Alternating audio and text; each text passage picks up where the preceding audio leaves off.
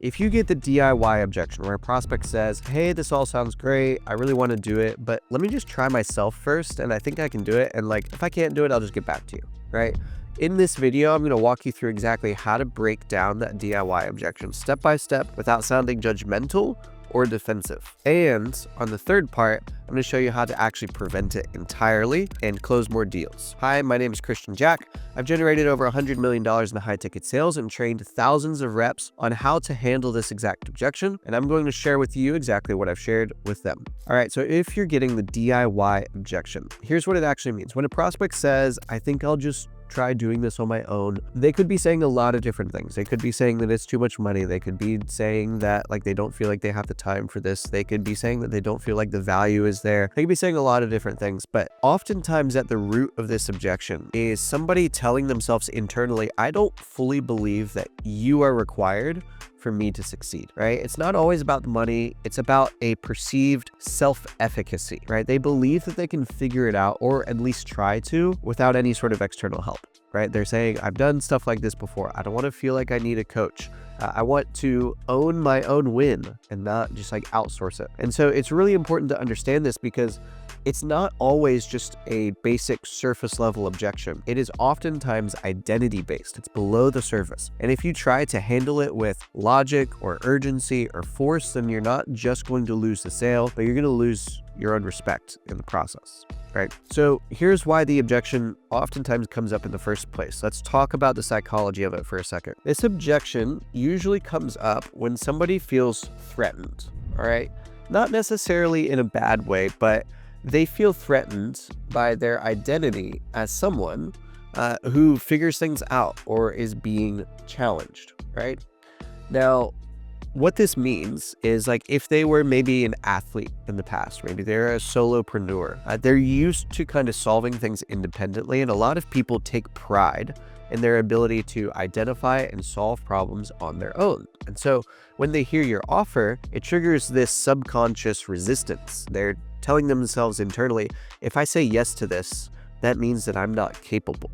And most salespeople just miss this entirely. They immediately just like jump on it with trying to induce urgency or like logic sell, or maybe even trying to handle some sort of fear that doesn't exist by, saying rebuttals like, you'll waste more time by doing it alone, or you've already tried this before in the past and failed. Like, what makes you feel like this is going to be any different? Or they'll go into like the definition of insanity, right? And those things might be true. Like, I'm not saying that those aren't a factor. They very well might be in the call, but oftentimes when you just jump in with that, it's going to make somebody feel judged. And so here's how you go through this whole process and make sure that they don't actually feel judged, how you identify where somebody is in the buying pocket and how to move them closer to it. All right. So the first thing to understand is this circle right here in the middle is the buying pocket. This is where you want somebody to be in order to make a buying decision. And on the left-hand side, we've got a couple of things. This is really the zone of uncertainty. All right. If you get somebody who maybe they have low confidence, maybe they are somebody who just like struggles with believing that they can do stuff, right? They tell themselves, I can't do it. Or maybe they just worry that like, what if it doesn't work, right? This is, again, uncertainty. Now, the right-hand side is a state of certainty, but this is postured certainty. So maybe they're thinking of, I don't need it, right? Need this. I can figure it out on my own. Pardon my terrible handwriting. It out on my own. Maybe they say something like, they don't trust you, right? Trust you. So they have a higher level of certainty in themselves than they do other people. They feel like they don't need other people, and they feel like they can just overall do it themselves. Okay, so with this DIY objection, if somebody's on this left-hand side, right, in the uncertainty side, then we need to build them up. But more often than not, the DIY objection comes when somebody is on the right-hand side, when they have this level of confidence and certainty inside of themselves to just go and do it on their own. This is where, number one, use the CIT framework. I've taught this in another video on my channel. If you want to go see it, check it out. But another thing to add into this, if somebody has a high level of certainty in themselves that is borderline delusional or sometimes just completely delusional, it does not serve them to have this delusional certainty inside of themselves, right? If you've ever heard the definition of insanity, it is doing the same thing while expecting a different result. And so more often than not, somebody comes on the call because they've been trying something on their own and they haven't been able to figure it out. And so then they want to leave the call and go back to doing it on their own. Like, what do you really expect is going to happen? Probably they're not going to figure it out. However, they could, who knows? But if you're getting the DIY objection, that's usually where it comes from. So here's how to actually handle it step by step. Let's say that we didn't actually handle this in discovery like we should have. I'm going to go over that in a second, and it just popped up in the end, right? What's the actual word track? What's the actual question framework you would use to handle the objection? So first, you want to go through the CIT framework. Without explaining it too much, like just go watch that other video. C stands for clarify, I stands for isolate, and T stands for tied down, right? Then what are the questions that you would ask after that in order to break the limiting belief of I can do it myself? Maybe it's just creating doubt in historically they haven't been able to figure it out themselves, and you use the insanity framework. Maybe it is a question of how much longer do you want to be spending to figure it out? Maybe it's an urgency based thing, right? How many more days do you want to be stuck in the place where you're trying to figure it out, as opposed to just being in the place where you haven't figured out and you can just get the result that much faster? Maybe it is the idea of like price versus cost, right? Or cost-based versus value-based. What is it actually costing you in terms of trying to figure this out on your own, in terms of time, resources, energy, versus if you had already figured it out? Like, what's the opportunity cost is another fantastic one. Hormozy talks about this all the time. The opportunity cost of you not knowing how to make $1 million a year, if you're making $50K a year right now, is costing you $950,000 a year. Because if you had figured it out a year ago, you would have had an extra $950K in your bank account instead of just 50. So those are some just simple little rebuttals, but ultimately what you want to do in sales is learn how to prevent objections entirely, because before the price is dropped, objections are just obstacles. They're little roadblocks, they're little concerns.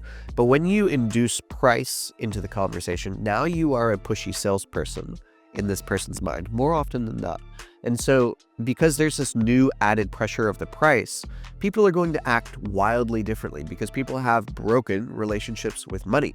So the ideal place to actually handle objections is before we even talk about the price of the program. When we understand that the objection may come up at the end, we should just have a skilled conversation in order to bring it out early on in the conversation anyway.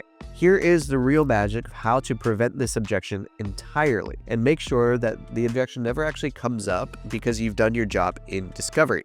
So in discovery, you want to go through the 6 layers of confidence, right? Now, the 6 layers of confidence is something that I've developed off the back of a bunch of other trainings and kind of just meshed it together. And this is where you go through 6 separate layers of understanding where somebody is at in terms of their buying process. So the first layer is whatever they believe that the biggest problem is in their life, in their business, or whatever that has them here on this call right now. Do they believe that if they actually solve the problem, would they be able to achieve the results, right? So layer 1 is confidence in the fact that this is the problem, that if they get the solution, then it will lead to their ideal outcome. All right. Very, very simple. Number 2 is then the actual vehicle, right? In terms of the vehicle, this can be whatever it is that you're selling. You want to go one layer up. So let's say that maybe you are selling Amazon FBA, right? If you're selling an FBA, BizOp, investment, whatever, the vehicle is going to be, it can be a mix of just e-commerce, or it can be Amazon itself. So it can be a mix of a couple of different things. So you can take a couple of steps here if you'd like, but why e-commerce? So if somebody is looking to invest their money, I want to know why e-commerce versus real estate. I want to know why e-commerce versus cryptocurrency. I want to know why e-commerce versus all the other ways that you can make money out there.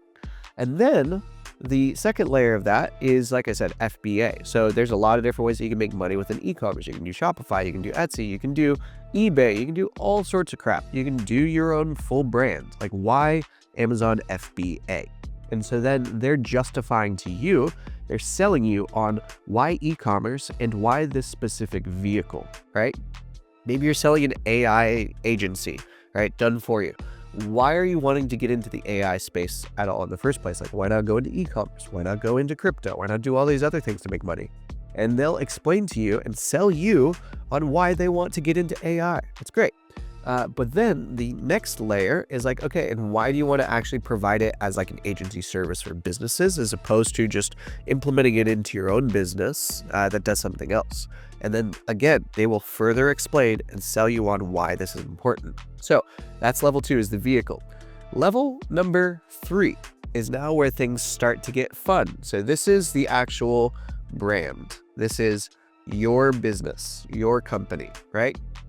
Why are you here? Why do you feel like we might be the people that can actually solve all of this for you? What is it that you saw that made us stand apart from all the other stuff out there? They could have just seen a singular ad and opted in, and maybe they're talking to 7 or 8 other companies at the same time. You don't know unless you ask.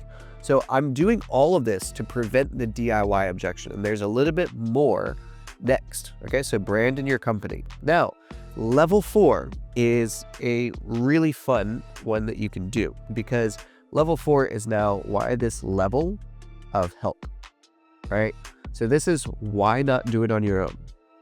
This is why not buy a $7 ebook that explains all of this stuff to you. And like, I know that my life has been changed off of this $7 ebook that I've bought in the past. You can crack some fun jokes, like why not go to YouTube University, right? Why not ask AI how to build an AI agency? Like, there's a million things that you can do out there to like try and figure this out on your own for cheaper. Why are you looking for this level of help with this substantial investment, with this level of time, input, and energy into it? Like, why are you looking to do this right the first time as opposed to just like going and trying to figure it out on your own, right? You can seed all of these ideas in this one step inside of discovery. So I won't go into steps 5 and 6 of the 6 levels of confidence because there is more here. It just goes more and more internal, and then that's what leads you into the next part of the call where it's like a little bit more emotional. But this should give you a really good start, right? So at the end of the day, you want to get your prospect to talk about like what hasn't worked. You want them to say in their own words why they want to do this, why they want this level of help, so that by the time you actually present your offer, their brain has already not only accepted, but sold themselves and you on the idea that doing this alone probably isn't the best move, right? This is super duper simple. And anytime that I teach this to somebody, it's so funny because then they never get this objection again. They never get shopping around objections again. There's a lot of things that come that are really, really good from the 6 levels of confidence and from understanding this buying pocket, whether somebody is on the uncertainty side or the overly certain side. So I could give you stories upon stories about this, but I'll just give you one specific example. I taught this to Oscar inside of the Sales Dojo. He's one of the Sales Dojo members. He added this question into his discovery process. And I kid you not, the very next week he came back to me and he was like, I'm not getting any of these objections that I used to get anymore. And ultimately started making a lot more money. I don't remember exactly how much, but objection prevention is a simple skill, but the goal is not to just handle the objections at the end of the call, but it's to position where somebody is going to go down in the path of thinking that they go down, because the further down the path they go, the more likely they are to make a decision that aligns with that path.